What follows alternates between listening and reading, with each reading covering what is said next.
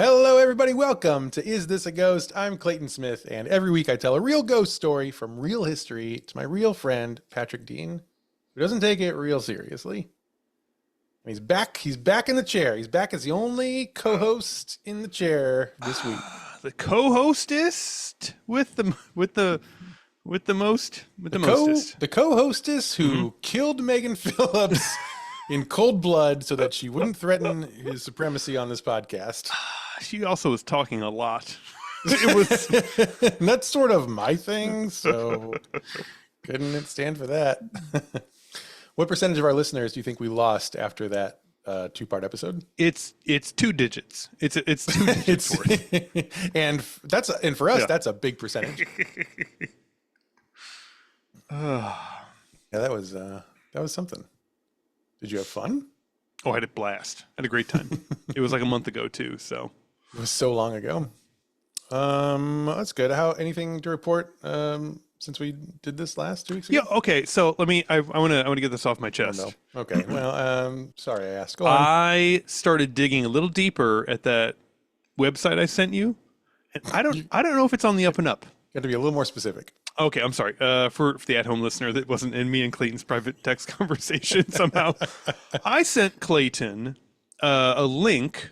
Oh yeah, I'm glad you brought this up because I did have questions. Okay, I'll bring it up. Okay, so I sent Clayton a link to some veterinary equipment that I found That's not interesting. What it's called. Would you like to use the term that they use in the I'll the get article? to it.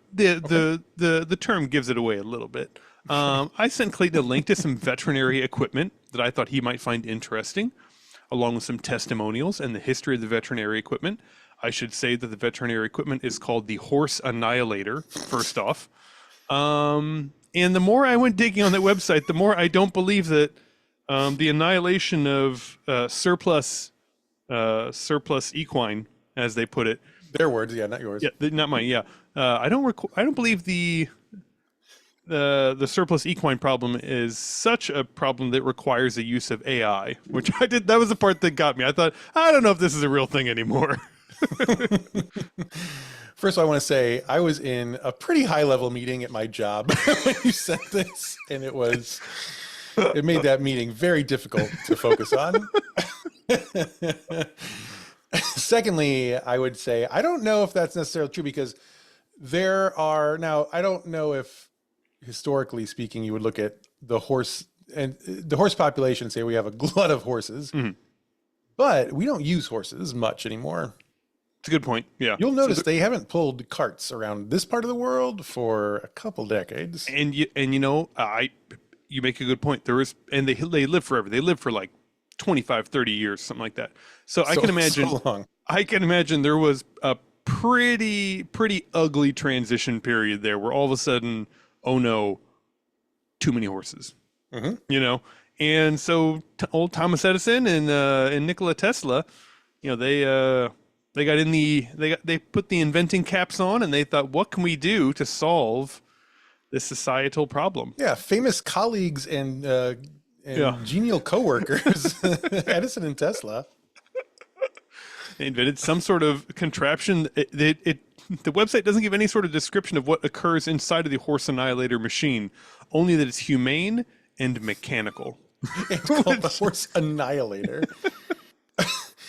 And here's a suggestion, perhaps, or a theory, I guess you could call it. Maybe AI in this case is a term they used back then in the olden days. Maybe it's not artificial intelligence. Maybe it stands for X engine. That's not impossible. It could just be a shortened form of annihilator. I mean, I don't know. It could be back then they didn't have a whole lot of time. It was the Industrial Revolution. They were trying to squeeze every second out of the day they could. I don't have time for this like 17-syllable word. Let me ask you a question. How did you find petcaresworld.com? You know what? Who knows? Who knows? Who knows what leads us down into the rabbit holes some days. All right. Great. You have any final thoughts about Horse Annihilators? And what am I looking at a picture of? What's at the top of this page? It looks like it's someone who's sitting at the controls of a Horse Annihilator, but that one appears to be a double Horse Annihilator because efficiency is key. Yeah. Now he looks like he's about ready to umpire a U.S. Open game, except it's the annihilation of horses. Mm-hmm. All right. No. Well, petcaresworld.com if you want to see for yourself. Mm-hmm. Taking care of pets all over the world. No, not Take like care that. of them, you know? Oh, man. Well, thank you, as always, for sending me that sort of link right smack dab in the middle of my workday. And thank you for not getting upset whenever I blatantly ignore your do not disturb flag that you clearly have on your text messages. I've come to learn that it means nothing to certain people, you chief among them. Yeah, absolutely. It could say, do not disturb. I am fending off wildlife. And I'd be like, yeah, but maybe this could help. I am fighting an aerial raptor right now. It is only attracted to the buzz of a phone. Please do not text me, Patrick. Maybe you could lure him into the annihilator. I'm cutting back on my alcohol intake as just to like be healthier this year. Oh, and I've replaced that with with interesting teas. Okay, that's my whole personality now. Okay. You think that's gonna be good for the podcast, or no? Okay.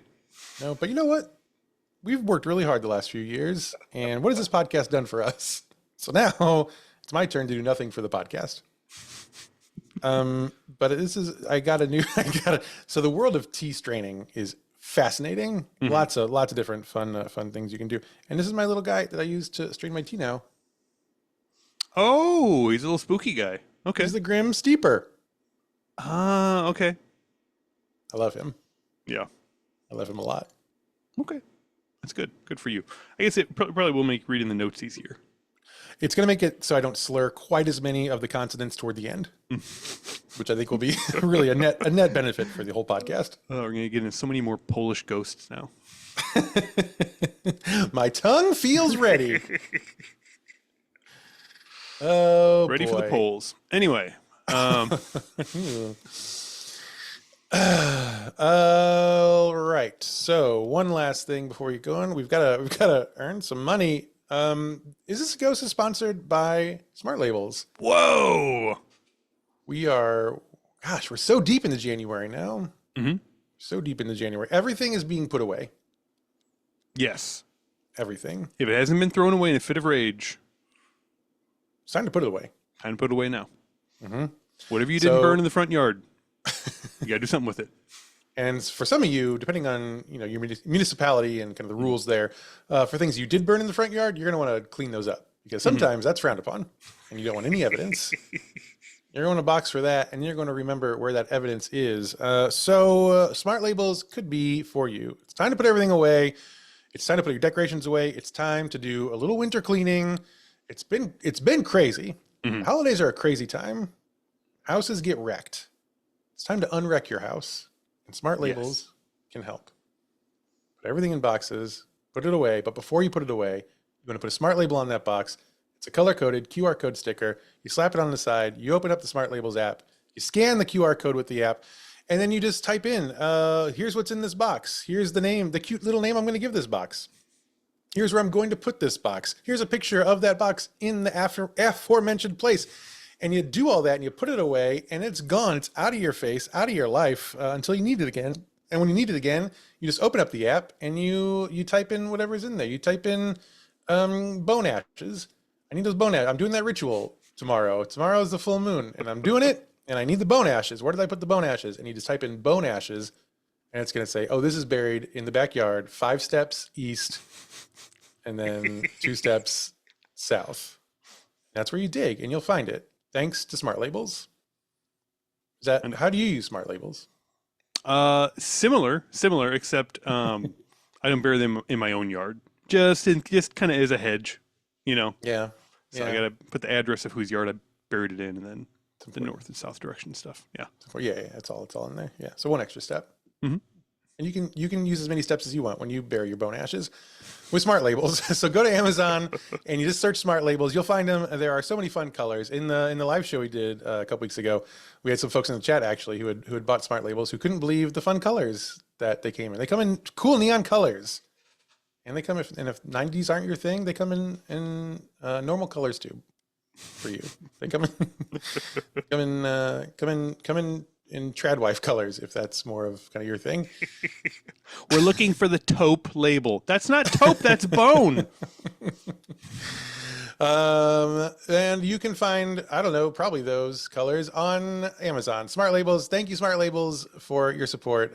They really are a lifesaver. Go check them out. You won't be sorry, and your rituals are going to go off a lot smoother if you know where those bone ashes are. How hot does it have to be for bones to become ashes? How hot does it have to be? Yeah. Like 700-800? It's not as much as I would have thought. No. Celsius. So, oh, is that a lot? Is that more than? Yeah, it's a bunch. Ooh, that's high. That's up there. Huh.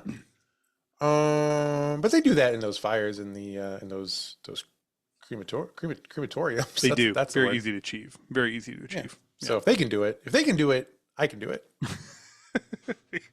That's my whole philosophy. When were you gonna like buy something, like upgrade your shit and then ship me your old shit? Yeah, I wasn't Yeah, I? that didn't happen though. No, it didn't, did it? Unless you just sold your old shit, which is also fine. Shit. The road cat, the mixing board, right?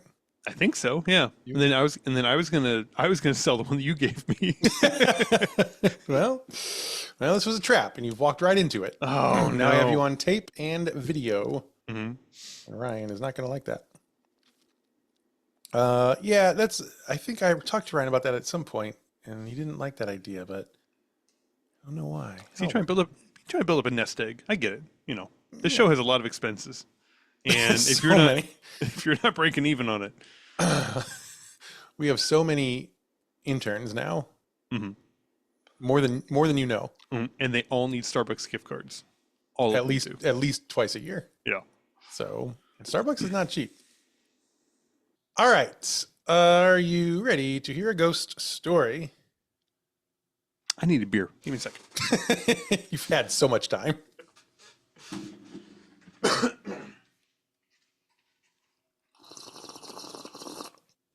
Ow, God, hot. Fuck.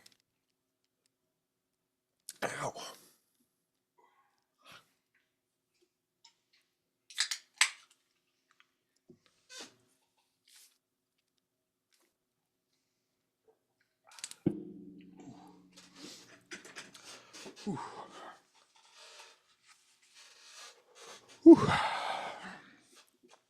Found one.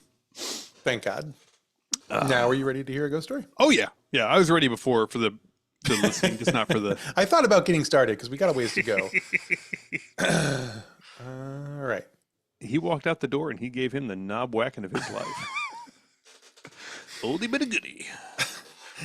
Jake Fleagle was born.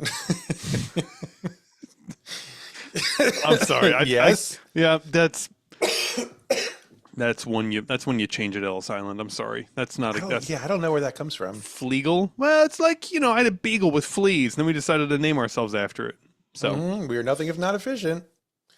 Fleagle. Jake Fleagle, born on January 1st, 1890, in Garden City, Kansas. Ooh. This is in the beautiful western plains of Kansas. Mm-hmm. I know Garden City well. I've flown into Garden City before. You fly into the most disappointing places. I flew into Garden City, and I had, let me think. I was only going to be there for like 3 days. So I just had a carry-on. That was it. And it was like a teeny tiny plane out of Dallas. Like one of those where it's just like 2 seats in each row. Mm-hmm. And so we land, right? And I like skid down the runway, and then they throw the door open, everyone piles off of the plane like a city bus or something.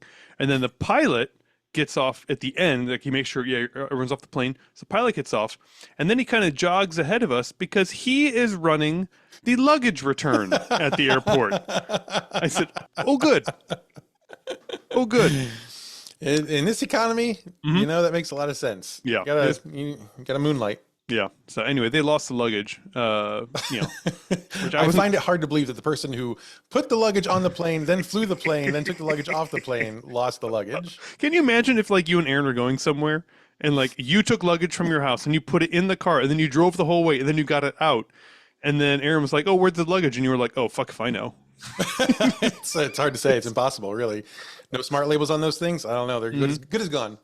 Exactly. So I was without any luggage at all in Garden City, Kansas for like 3 days. I had to go to Walmart and buy like a whole Walmart of Garden City, Kansas ensemble for the whole week. So many ill-fitting t-shirts. Yep. And then I got back to the airport to leave like on Thursday or whatever. And they said, "Hey, great news. We found your luggage." I said, "Hey, that's awesome. Put it back on the fucking plane because I'm leaving." Great news. We put the seats up after they reclined a bit. Bag was back there. Yeah. All the bags were behind all the seats. Ooh, crazy. So anyway, that's where he's born. Now his parents had moved there from Iowa because they're not much for scenery, the Fleagles. They're ready to move to a little bit bigger municipality. When it's all said and done, Jake is one of 4 boys. Mm-hmm. So there's Jake, Ralph, Fred, and Walter. Okay. The Fleagle boys. Oh yeah, they're gonna be a gang in about 3 lines, aren't they? Absolutely. Now Jake was, I believe, the youngest, and when he was old enough to leave Kansas, he did, as so many of us would. Everyone, yeah. He heads to San Francisco, where he becomes something of a card shark. Wow. Okay. And I will note that it is exactly 3 lines down from the Fleagle boys. You're on track. Eventually, one of Jake's older brothers, Ralph, joined him out west, and they got into all sorts of trouble. Is the kind of trouble that sees them having to leave San Francisco pretty soon after Ralph arrives. The good kind of trouble. Mm-hmm. Yeah, I think that's what they talk about when they say good trouble. Mm-hmm. For sure. The boys headed to Oklahoma. Their habits all the way back to Oklahoma. Oh, you're not going to believe the round trips that these motherfuckers take. They go back to Oklahoma. This is in like the late 19th century. What year is this? This is 1890. Well, he's born 1890, so this is like 1910. Every time you cross the Rockies, it's a coin flip at this point in time. Yeah. And they're doing it just because they got in a little too much trouble in San Francisco. I think that speaks maybe to how much trouble they got into in San Francisco. We've got to put the Rockies between us. There is no other option. So they go back to Oklahoma, and their habits there, they're not improving. Mm-hmm. Because it's not long before Jake is arrested for burglary. And he's sentenced to 1 year at the Oklahoma State Penitentiary. He serves his time, though. And when he gets out, Ralph is there waiting for him. Now, it doesn't seem like a good idea to stick around Oklahoma. Well, yeah. But there's like 40-ish states at this point. So even if you cross one off every couple of years, you're not going to get through them all. No, you're pretty good. So they go back, let's see, they go east again. They head back home to Garden City. Mm-hmm. They move back onto the family farm where their brothers are still working. And, obviously their parents are still running the farm there. Really ashamed too. Super ashamed these two came home. Oh yeah. Like, oh, absolutely. Absolutely. No fatted calf slaughtering this time, guys. I'm sorry. Is that a teardrop tattoo in the corner of your eye? Oh, son. So they move back to the farm. Not long after they arrive, though, folks nearby, the neighbors and such as they were, started noticing that the Fleagles, they suddenly had a new tractor. Oh, hey. And then they had an addition put onto their little house. Okay. And then not long after that, they doubled their stock of cattle. Okay. And that's how cows work. That's how cows work, though, right? Yeah, they bang. They double every year. Yeah. Yep. Thank you. So their cup runneth over, and everyone is thinking, well, that's pretty weird. Yeah. Eventually, some folks. This is Kansas. This should suck for everybody. What are you doing having a good time over here? Yeah. Listen, we're all in this together. We all hate it here. You don't get to like it here. Absolutely not. Eventually, some folks get nosy enough that they ask the Fleagles about their good fortune. And Ma and Pa Fleagle say that their boys work hard and had done well in the stock market. Ah. I want to note, Ma and Pa seem to genuinely believe this. Yeah. That's one of those where you don't ask a whole lot of questions, No. He says stock market, whatever that means. He's done very well with it. They're the only ones who believe it, though, I think. Because in reality, of course, Jake and Ralph had formed a gang. Yes. The Fleagle gang. Oh, man. As soon as you said Fleagle, I thought these guys have to be a gang. There's no way you keep that shitty of a name without turning it into, like, a pretty aggressive gang. You got to put that on your jacket. Yeah. That, or you're all going to become, like, NFL place kickers. That's the only two options I think you have with that last name. So they start terrorizing. Now, this is important. So they're living in Garden City again, but they start terrorizing the Sacramento Valley. Okay. California. What? There's so much commuting with that. How does that work? So much. It is, but you don't want to rob where you eat. Yeah, true. But but what if it's in the same time zone where you eat? Is that an issue? I don't know. They don't have time zones. Counterpoint. No time zones yet. Hadn't been invented. Nope. That's a 1958 invention. It is indeed.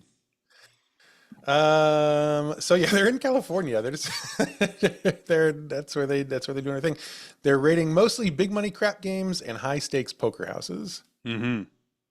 And those things I think are pretty well protected. So this is not easy win-ins here. Right. Yeah. They would go out to California, they'd make a few scores, and then they would run back to Kansas and hide out for a while. It's a perfect crime, except I've wasted half of my life crawling over the Rockies. All the money we steal is spent on horses that keep dying as we go up these fucking mountains. If only there was an easier way to kill these horses. Wait a minute. Hang on. Axe engines. So this is what they do for a while. They're just going back and forth between Kansas and California. And these guys are pretty good at ganging. They make off with a lot of cash. And in fact, there are historians that estimate that the Fleagles were responsible for up to 60% of the heists in Kansas and California during the 1920s. Oh, wow. Shoo. Feels like a lot. That's, yeah. Kansas, no. Not so much, but California. Yeah, that's a big one there. Ralph's pretty weird with his money. He mostly spends his time burying it. Hey, takes all kinds. Mm-hmm. But yeah, that's a weird one. He buries some in California. He buries some in Kansas. He buries some in Nebraska. He buries some in Missouri. He's burying it all over the place. Right. And this is well before smart labels were invented. So this is not. So this is. Jake, though, he's a little more fun. He's a philanderer and a drinker. Ah. He's our boy. He likes to live it up. But he spent his money, but he grew a pretty sizable bank account before long. And after a while, their parents were finally like, is this money really from the stock market? And Jake and Ralph were like, yeah. Yeah. And then the parents are like, really? So the boys decide, you know what, it's time to move out. Mom and Dad are they're getting very suspicious. And I don't have to knock off Mom. I really don't. No, she makes the best biscuits, and I don't want to live without that. So it's time to move out, and the boys rent a house together, not too far from their parents' farm, but far enough where they can be a big grown-up gang without Mom bringing sandwiches to their door and stuff. Now, let's see. Now they have privacy to plan the robberies, right? So now things are going really well because now they can just like plan all day long. Don't like, pretend to milk cows or whatever they did. On the big table with the risk board. And the little like riding crops pushing the. That's what I was going to. The riding I know, crops. right? Where do you find those? I don't know. Some sort of like a horse tack store, Where you have to go like on a cruise ship and get to steal the shuffleboard. Let's see. The specific members of the Fleagle gang, they change up every now and then. The only two constants are, of course, Jake and Ralph. Now, Jake is younger, but he is the leader of the gang. And lead them, he does, right into the big old bright light of prosperity. Fleagle gang is doing great for themselves. They are top of the world. And I'm going to suggest that perhaps nothing can bring them down. End of podcast. Not a ghost story today, just a cool story about brothers. So this all brings us to May 23rd, 1928. Jake had had his eye. Mm-hmm. Jake had his eye on the first national. What? You want some silence to try and redo the whole thing? Yeah, Jeremy, do me a favor. Just make this sound really good. Jake had his eye on the First National Bank in Lamar, Colorado for some time. I love the curveballs. I love pitching Jeremy curveballs. I think Jeremy really loves it too. I'm sure he does. I've been reading his messages in the Discord, and he's pretty excited about those. This one's going on the resume. That's not fucked up he was. Sometimes I think Jeremy doesn't remember that we read the Discord. So he's been eyeing the First National Bank in Lamar, Colorado for a while. Now, he and his brother, along with a gang member named George Absher, also known as Bill Messick. In case that's interesting to you. Not really, but it makes sense. You'd want several names. You would. Now that one does not come back up in this story, so you don't have to remember it. Okay, I won't. Good. They had scouted the bank a few times over the last several months, and they had been inside the bank and everything, so they knew its layout. Mm-hmm. They know what's happening. Mm-hmm. When they finally decided to make the run at the First National, they figured it was a job for no less than 4 men. So they recruit another man, Howard Heavy Royston. Not the brains of the operation, though. No, but you do need someone to sit on the safe hard enough to crack the safe. That's how safe cracking works. I need you to bite a hole in the side of the safe. That's what Heavy's for. So Jake and Ralph Fleagle, they roll into Lamar, Colorado with a plan to rob the First National Bank. I already read that. Why do I have these notes twice? Oh, leave that. Oh, here we go. Lamar, Colorado is pretty close to the Kansas state line. And so on May 23rd, 1928, the boys meet up at a ranch near Marenthal, Kansas. Now, this may have been their ranch, their property. I'm not sure, and I didn't really bother to spend more time finding out. So I don't know if I would buy the ranch next to the bank I'm going to rob. No. It's pretty far, though, from the bank. Yeah, they're 6 hours out. Oh. Yeah, they're not. We're not dealing with a bunch of idiots here. They know what they're doing. So they gather at Marenthal, Kansas, and they leave Marenthal at 3 a.m. in a stolen car. And they have license plates from Kansas, Colorado, Oklahoma, and California. Nice. So they know what they're doing. They also have a whole lot of guns. Even better. Yeah, way better than license plates. Guns. You know how close you have to be to someone to kill them with a license plate? It's really hard to do. Guns are a way better option. Now, this is a 6-hour drive, which is just fine with the boys because the plan required them to wait until the afternoon to commit the robbery. So they eventually get to Lamar. They meet up with a man named Corazon Gargillo. Now, he had gone a few days earlier to case the bank. Just to make sure, it's good to go. Gargillo is not a member of the gang. He had just come recommended by one of their contacts. He'd recently been released from San Quentin. Hey. The work program they're offering. So he's there, and he checks out the bank, and he's like, oh, you guys are super good to go. And they're like, well, that's great news.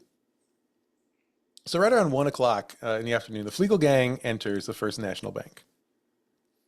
And as soon as they enter, they see why Gargullo had been so excited. The bank teller is a man named E.A. Lundgren, and he has one arm.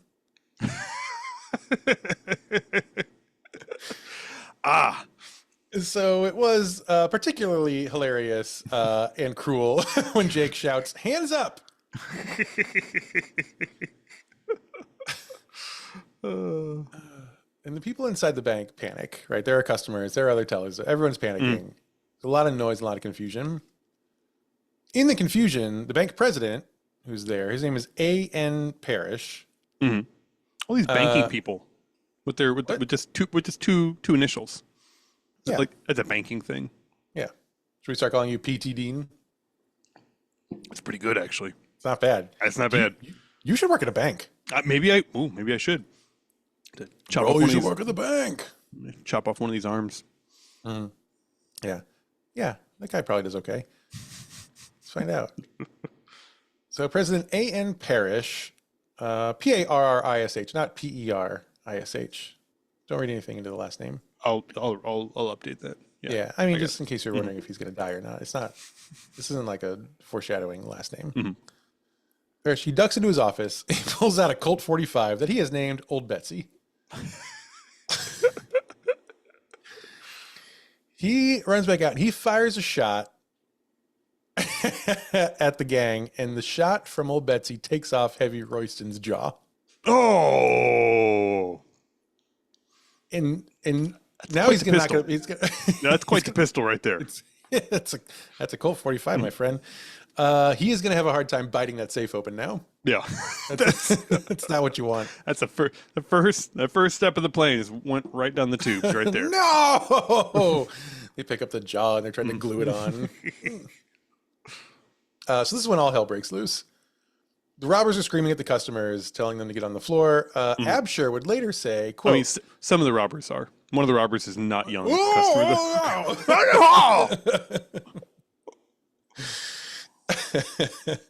Absher would later say, quote, I grabs hold of the man standing alongside of me, shoved him to the floor, told him to get down. I wanted them out of the way of the bullets. Seems nice. Yeah, and I assume he's talking about his bullet. Right, yeah. Not, so there's a shootout, of course, and Parrish, the bank president, he's shot and killed. Oh, well, maybe you should change his name then. Yeah, well. Yeah. Now, Parrish's son, he has a son there, whose name is Jaddo Parrish. Okay. And he chose to keep that one, not go with the two initial thing. There was one of the sources did use initials. It was J.B. Parrish or something, but Jaddo is that's too good to initialize. So Jaddo's there. He's working at the bank, and he also is killed in the gunfire. Oh, oof. You're chopping down that family tree real quick. Now they've killed the president. They've killed the president's son. One of the things that this does to their benefit is it convinces the other bank employees, like, maybe these guys mean business. So they decide to lie down and not put up much That's of a probably fight. a good idea. Yeah. Yeah, I think so. None of this is my money. I'm already missing an arm. I don't need to get the other one blown off. And the person whose money it is primarily is not coming back from the dead. So I think we're okay. He's not going to be mad. I promise. In fact, can I have some of the money too?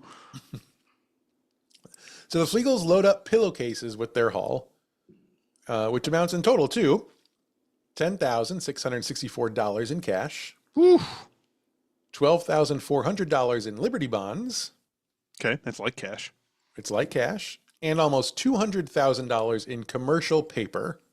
Okay, that I don't understand. I did not either. So this is like a promissory note, it sounds like. Okay. This seem very liquid. Right. Which year is this again? This is 1928? Is that right? Oh, okay. 1928. Yeah. Okay, so that's not going to be worth a whole bunch in a few months. You're going to want to cash that in really quick. So if you calculate for present day, the cash alone, that $10,000 in cash, is now worth about $200,000.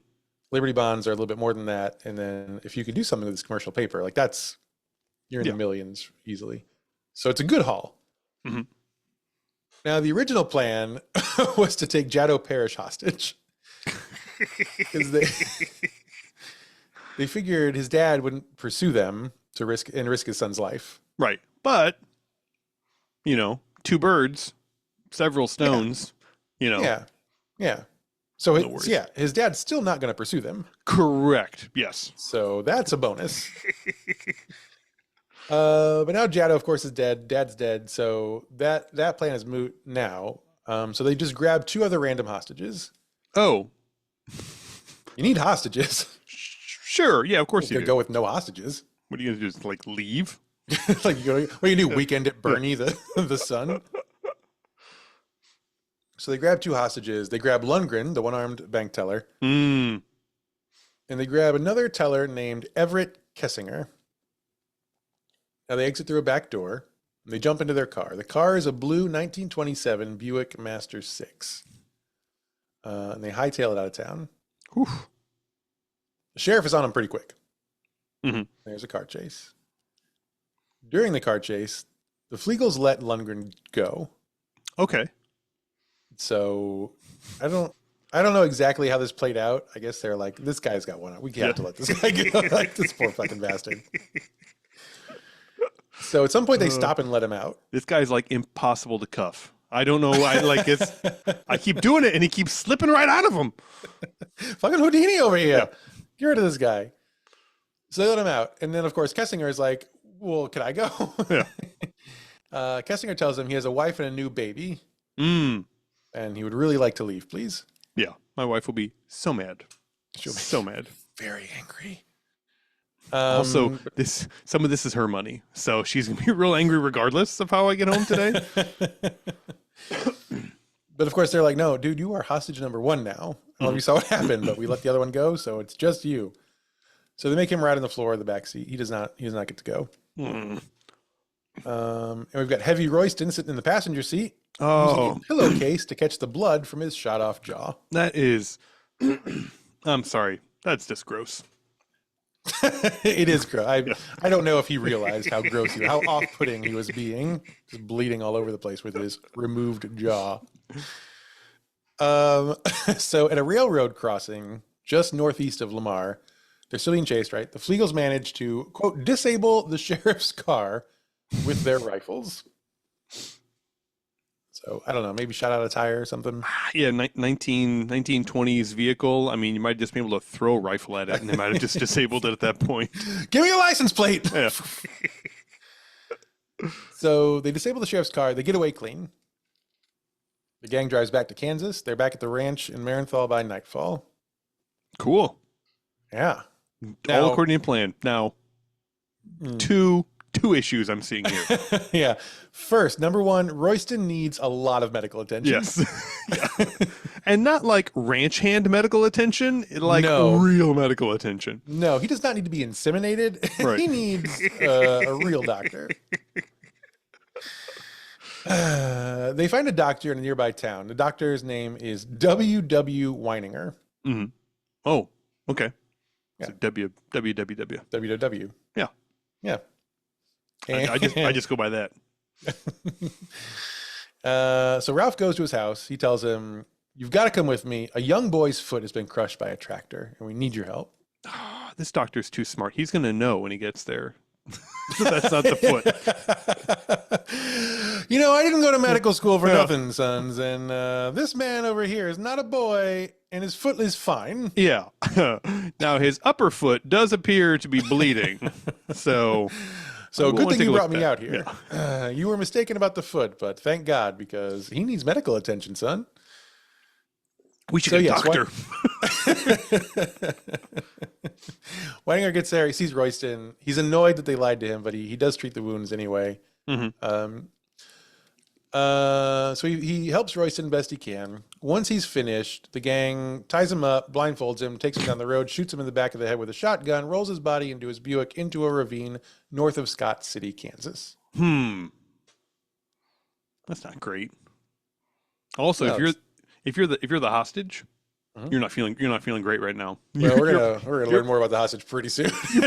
You're pretty spooked right now. It's a real wild card. I mean, they let the one guy go, and this guy is shot in the back of the head at close range with a shotgun. I don't know what's going to happen. So Weininger's car and body would be discovered not too long after this, several days after this, by a Colorado National Guard airplane that's out aiding in the search for the bank robbers. Mm-hmm. So put a pin in that. Okay. Come back to that. So anyway, the bank robbers are on the loose. Dozens of citizen posses swarm the Kansas-Colorado border looking for the getaway car.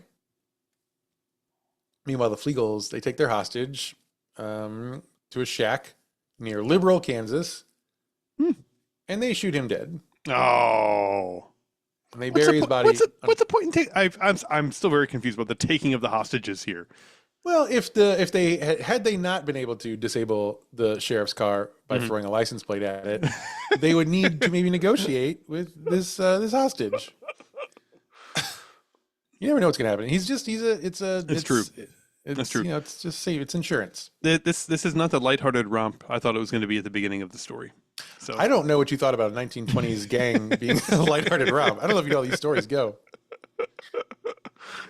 We might find some bright spots here, though. Just okay, hang good. tight. Good. Hang tight. A little gloomy right now. Yeah. Yeah, this is the dark period for sure. So they shoot him. They hide his body under the floorboards of this shack. It takes the police about 3 weeks to discover the body. So, as far as the Fleagles are concerned, loose ends all tied up. Exactly. And just like the end of Ocean's 11, every man goes his own way, scot-free. Absher drives Royston up to Minneapolis, where he has an appointment with a dental surgeon.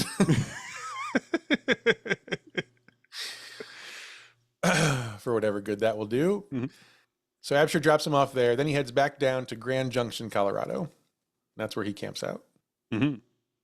Royston eventually gets, as as fixed up as possible. Then he heads out to San Andreas, California.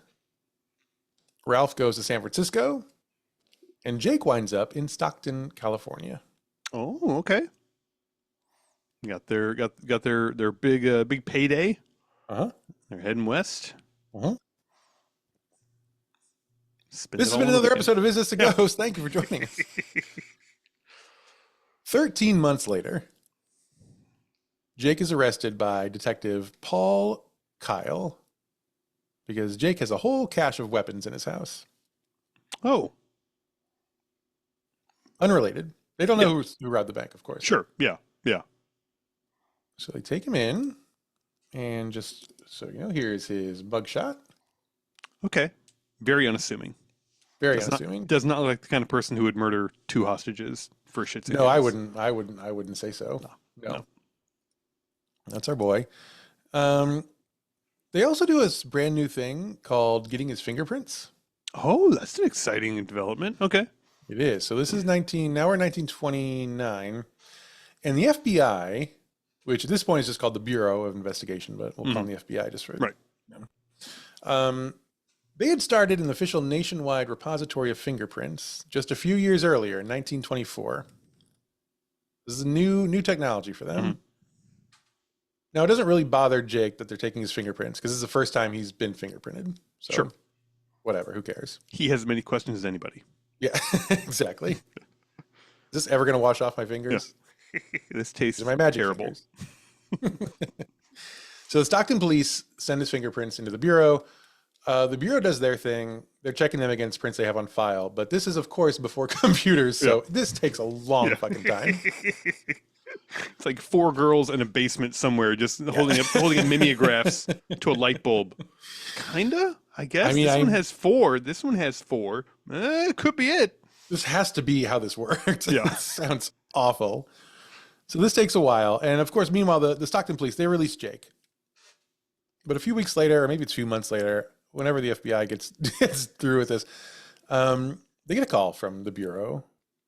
And the Bureau is like, hey, who's Jake Fleagle? And the cops there are like, I don't know. He's a guy with guns. Why do you ask? And it turns out, after the robbery of the First National Bank, when the gang had killed Dr. Weininger and thrown him in the back of his car, someone had left a bloody fingerprint on one of the car windows. And that fingerprint, at the time, had been logged in as a John Doe in the FBI files. And son of a bitch, they match that fingerprint to the new fingerprints from Jake Fleagle. Well, the Stockton police are so embarrassed. They just let him go, and they have no idea where he is now. The good news is any good defense lawyer is going to get this written off as witchcraft in the 1920s. This is... I'm sorry, what you're trying to explain to the jury is everyone's fingers are unique. like snowflakes. Like snowflakes, ladies and gentlemen. Mm-hmm. Mm-hmm. So where are we here? Where are we? Oh, there we are. So they have no idea where Jake is now, but the FBI has a lead. They know it was the Fleagles, right? So that's step one. So they start monitoring Jacob Fleagle Sr. and they start monitoring his mail. Okay. So they go to the dad. They're like, we're going to monitor the mail. Mm-hmm. And this is how they learn that Ralph Fleagle is sending his parents letters from Kankakee, Illinois. Oh, God, why? Everyone else goes to Kankakee. Everyone else with this huge cash money goes to the West Coast to live their lives up, and he's like, no, Kankakee, Illinois. Well, and he initially went to San Francisco, so I don't know what happened in San Fran, but probably all the tech bros. Oh God, I'm going back to Kankakee. So he's there, and so they arrest Ralph, and Ralph flips immediately. And I think they might have arrested the other two brothers as just like bullshit leverage. Sure, yeah. So like, we'll let him go if you confess to this crime and tell us confess what this is about. Horrible crimes you did. Yeah. Yeah. He's like, okay. So he does. He gives up the other three involved in the robbery. Now, of course, they already know about Jake. They've got his fingerprint, but they didn't know about the other two. So they go after Royston first. He's captured in San Andreas. Looking like fucking lockjaw from He-Man. And Absher's arrested in Grand Junction, but they can't find Jake. Nowhere to be found. Okay. They're still looking for him, of course, but they decide they're not going to wait. They put the other three men on trial in October of 1929. All three men are found guilty and sentenced to hang. And this is supposedly the first time a single fingerprint was ever used to convict someone of a crime. Which I find ironic because the fingerprint used to convict them didn't actually belong to any of the people convicted. So that sucks. They appeal, but that doesn't work. And George Absher, Heavy Royston, and Ralph Fleagle are all hanged in July of 1930. By the way, I thought you might be interested in seeing this, Patrick.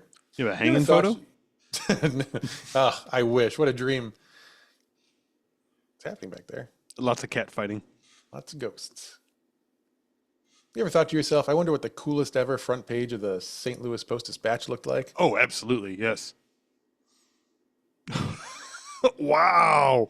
Isn't that amazing? That is a wild front page. It's so for the podcast listeners, it's two men rolling a 1920s coupe off of a cliff, and it says in big letters at the top, "Bringing the murderous Fleagle gang to justice." And then the article is kind of written in the negative space from the photo. It's amazing. It's like more than half image. Oh yeah. But it's not like half and half. Yeah, it's just you should check it out. It's great. It's real. That's when journalism was journalism.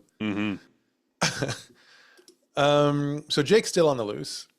They really want to catch Jake. They print over 1 million wanted posters. They hang them all over the country. They offer a reward for his capture of $25,000 for information leading to his capture, which in today's money is almost $500,000. I was going to say, like, they did not steal that much money from the bank. No. They really want to catch Jake. Yeah. So in October of that, Jesus Christ? They're eating beads. Give me one moment. Sure. The cats, not the children, for anyone listening who might be concerned about Patrick's basement and his family activities. Are you eating beads?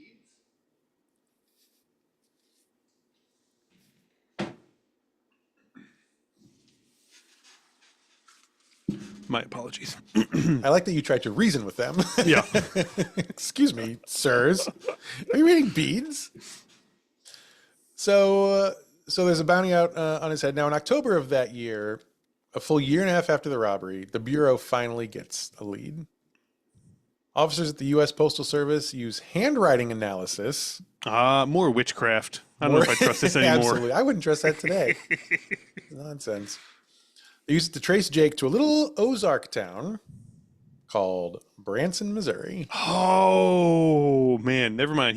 He did make a good choice. He sure did. If it's either the sun and surf of the West Coast, or I don't know, the man-made dammed up lakes of southern Missouri, I know where I'd go.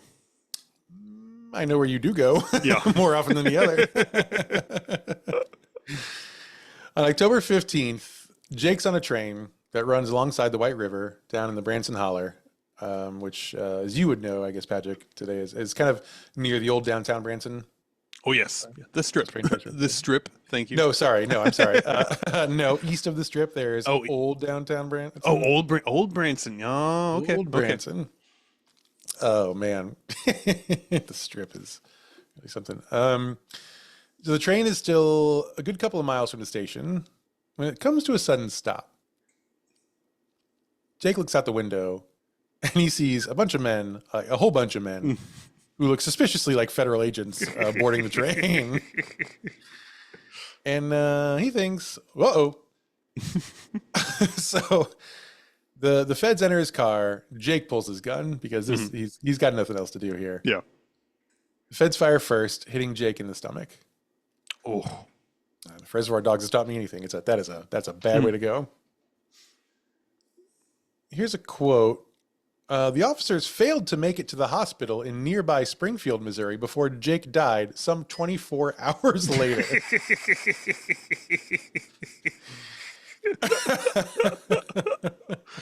I guess for our listeners at home, Springfield is 45 minutes up the highway at the most, something like that. Yeah, so even in 1930, I mean, this is not more than like a few hours drive. You could definitely drag him to Springfield within 24 hours. So they just let him bleed out and slowly die in Branson. Oh, well, that's a bad place to go. Now, the railroad tracks where Jake was shot and killed were at the time part of the Missouri Pacific Railroad. In 1992, those tracks are bought by the Missouri and Northern Arkansas Railroad. And they're still active today. They've been active the whole time. They stopped running passenger trains decades ago. It's been only freight since the middle of the 20th century. But in 1993, some enterprising bald knobber decided to put a tourist train on those tracks. And did you know this was a thing down there? If this is a train that I took when I went to Silver Dollar City last time. It's not near Silver Dollar City. Oh, okay. So it's like I don't know. Maybe have you been down to the old? And now Old Branson is now like a strip mall. Like it's a huge, like fancy, like Galleria style. I have not. No. We try to stay away from that part whenever we go down there. We try to relax. We try to go to the place where the waltzing waters are. That's kind of our speed. We want to see Yakov Smirnoff. That's where we like to go. We're more of a Shoji Tabuchi family. I don't know. So, the Branson Scenic Railway is a luxury train, that's their word, not mine, that runs tourists about 80 miles round trip on a sightseeing tour of the Ozarks. And it leaves out of that old downtown Branson station. So, I've not taken this train. I know people who have taken this train. Apparently, it's fine. It's very fine. I do believe we were on this. This is not part of Silver Dollar City. This is one. It's a double decker train. It's a big, like, glass canopy on top of the. Yep. Yeah, we took this before. I bet it's gorgeous. I mean, the Ozarks are. It's nice looking country. It's totally fine. Yeah, it's totally fine. That's a prevailing sentiment from. Yeah. If you grew up in the hills of Missouri, you will wonder desperately why you just spent money to look at more hills of Missouri. But maybe if you're coming to town from, I don't know, the Gobi Desert, it might be interesting for you. I don't know, but so you're not recommending. It was not. No, and not. We're not going to do that one again. Once was enough. Once was probably too many. We might have some business reasons to go soon. Okay, might be write this whole trip off. Finally, after all the money I've spent traveling to Branson, I can finally write some off. I was trying to think how many times I've been to Branson, and I'm ashamed to say I think it must be over 30. Oh, that's too many. Because we would go there I mean, more than once a year, like my whole childhood. And then since then, it's been like once at least every 3 years. I think it's a lot. That's a lot of Branson. Buddy. Yeah. Well, anyway, so where are we at here? So the train. So the passengers are back now. They ride for about 90 minutes at a time. And ever since the scenic starts running, people are reporting strange things on the tracks. Oh. Every now and then, during the twilight hours, specifically, during twilight runs, someone will look out the window along the tracks and see Jake Fleagle standing there on the siding, watching the train go by. Bleeding profusely out of his stomach, or? He is dressed in his 1930s suit. He's got a bullet hole in his stomach. There is blood pouring out of that and also out of his mouth. Is he waving? I mean, is it? Yeah. He's ringing the bell. The conductor told me I could ring the bell. Oh. He watches the train go by and then he just vanishes.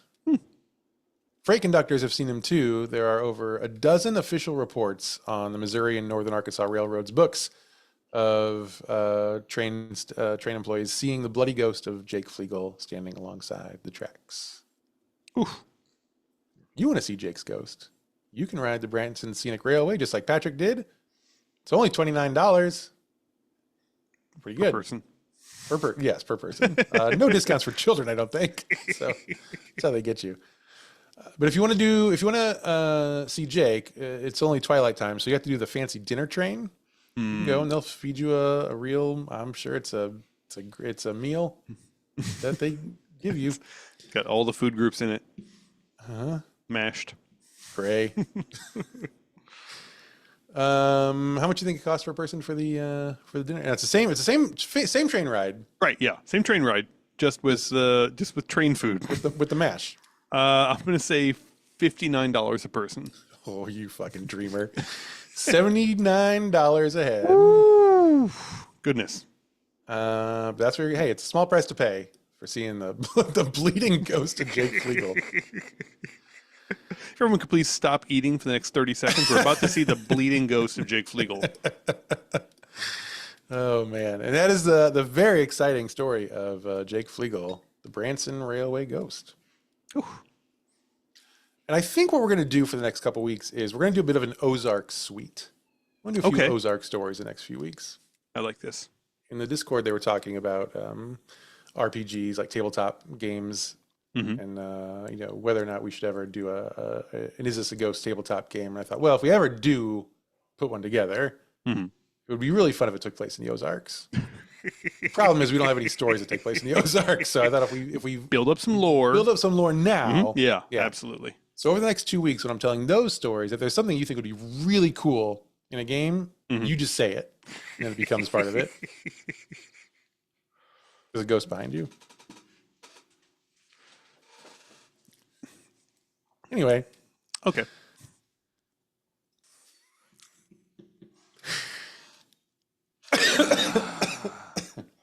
Everyone wants their 5 minutes of fame. Absolutely, yeah. They're not going to like how much fame you get with this one, though. You have to come down for a lot of 5 minutes. Yeah. Really ring it out. So that's the story of the Branson Railway Ghost and the beginning of our Ozark suite, which I'm very much looking forward to. Is This a Ghost is a production of Smith Show Media. All the notes this week were taken by me, Clayton Smith. All the funny jokes were made by Patrick Dean. This is going pretty well. Our audio editor is Jeremy Montoya. Our video editor is Jen Swanson. Our social media team is Kai Valonis, Sam Murdoch, Jennifer Jones. And our brand new merchandise team is the folks at Fox and Quill Studio. Go check them out. You can find them on Instagram at Fox and Quill Studio. And they are working on some new designs for us that are going to start rolling out, I don't know, eventually. I don't know how long it takes for actual artists to make actual things. So, but boy, that's quite a list of folks, huh? I love that every week I learn new things about who's involved with the show. That's my favorite part of it.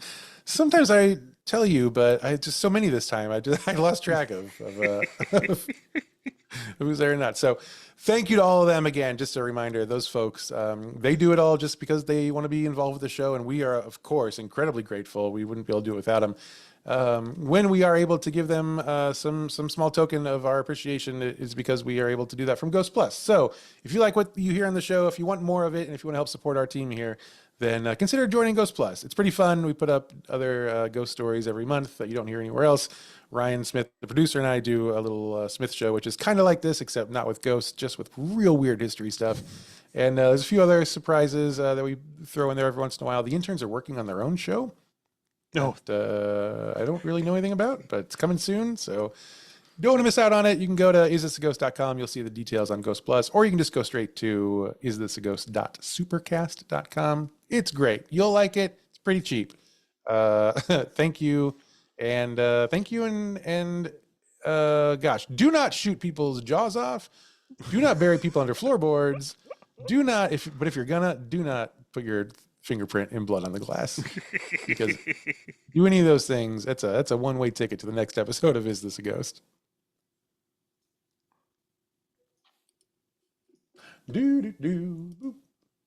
We have a design studio.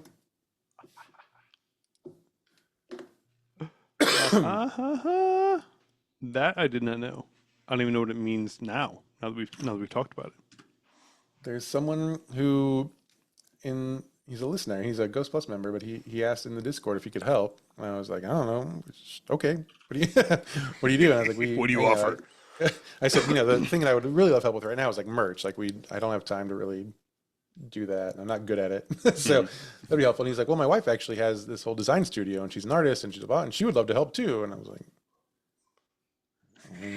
you people realize no money. And I was like, look, we very much value art and artists should get paid. Like, maybe we can figure something out, but like, we don't have any money. And they are apparently they just want to be involved and helpful. I continue to not understand it. Continue to be grateful for it. Continue to be confused by it. 39 Jake Fleagle. Copy link. Chat. Bam. Bam. Video. Bye, Jen. Bye, Jen.